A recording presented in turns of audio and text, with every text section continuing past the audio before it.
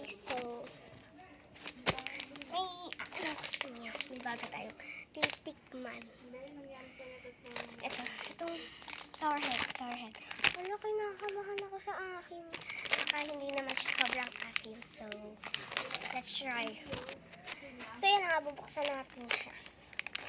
Wala, sana hindi ito maasim. Mia!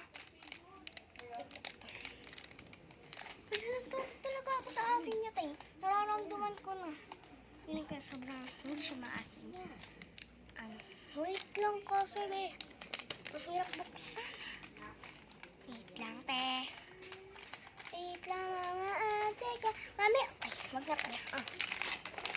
Inugot mo agad, may gagawin pa ako Ha? Ano ba? Yung ano? Ano to ito? Yung candy ko. Ito na, be. Hindi ko yan hinugot. Nakalagay lang talaga yun dyan. Ito na. The moment of truth. Anong flavor to? Ito ay lemon. Nakuha ko pa yung lemon, be. Ba't ka nang kukuha, de? Ito, the moment of truth. May ako ka. Random to, random. Kuha ka. Random yan na ano. Uy, wag mo ibalik. Puro yellow. Kulay puro yellow. Hindi. May green, may ano. Lemon. Ay, nalaglag. Kinain tuloy ng pusa. Itong lemon yung nakuha ko, guys. Asim. Ginanong ko pa lang sa dila. Wait lang. Ano natin ako eh. Hindi ko maasubo. Ito na, the moment of truth. Baka sabihin yung arte ko, be. Baka kayo maarte, be. Ito na. The moment of truth. Huwag ko iisipin yung asim. Pili ko matalis to. Wait lang.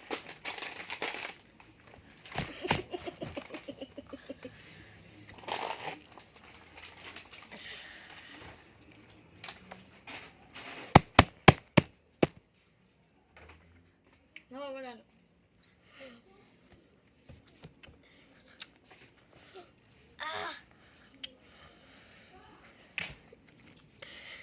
Natamis naman na. Natamis to kapag Tumagal.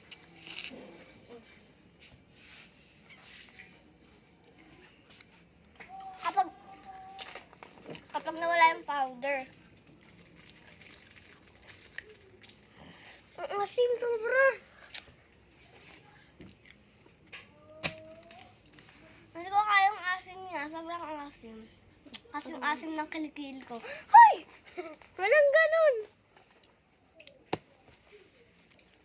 Papatikin natin kay Daddy. Wag, hindi niya yung magugustuhan. Ito lang naman. Mahilig kaya siya sa maasim.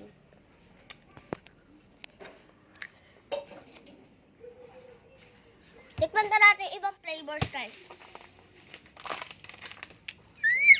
Gusto talaga ako, babe. Okay. Part 2 na lang yung mga ibang flavors kasi